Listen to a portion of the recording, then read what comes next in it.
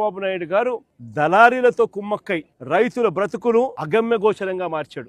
ఏ పంటకు చంద్రబాబు నాయుడు గారి హయాంలో గిట్టుబాటు ధర రాని పరిస్థితి. ఆర్బీకే పరిధిలో ఈ క్రాప్ చేసి జియో ట్యాగింగ్ చేసి ఈ క్రాప్ చేసి ఆర్బీకే పరిధిలో ఒక పోస్టర్ పెట్టేవాళ్ళం వైఎస్ఆర్సీపీ ప్రభుత్వ హయాంలో. ఇవి ఈ పంటలకు గిట్టుబాటు ధరలు, ఈ ధరల కన్నా తక్కువ రేటుకి ఎక్కడైనా ఎప్పుడైనా ఈ ఆర్బీకే పరిధిలో రేటు పడిపోతే వెంటనే అక్కడ ఆర్బీకే పరిధిలో వెంటనే యాక్టివిటీ స్టార్ట్ అయ్యేది. వెంటనే ఆర్బీకే పరిధిలో సీఎం యాప్ అని బటన్ నొక్కేవాళ్ళు, continuous monitoring of agricultural price and procurement అని. వెంటనే జాయింట్ కలెక్టర్ రియాక్ట్ అయ్యేవాడు. ఆర్బీకేల పరిధిలో ఇటువంటి పరిస్థితి ఎక్కడైనా ఉత్పన్నమైనప్పుడు వెంటనే తాను ఇంటర్వ్యూన్ అయిపోయి కొనుగోలు చేసే బాధ్యత జాయింట్ కలెక్టర్ మీద ఉండేది. అక్షరాల వైఎస్ఆర్సీపీ ప్రభుత్వ హయాంలో పంటల కొనుగోలు కోసం అక్షరాల 7,746 కోట్ల రూపాయలు. ఏ పంటకు గిట్టుబాటు ధర రాని పరిస్థితి ఉన్నా కూడా వెంటనే అప్పటికప్పుడు రియాక్ట్ అయిపోయి అప్పటికప్పుడు పంటలు కొనుగోలు చేసేదానికోసం కోవిడ్ సమయంలో కూడా రైతును వదిలేకుండా ఆదుకున్న పరిస్థితి.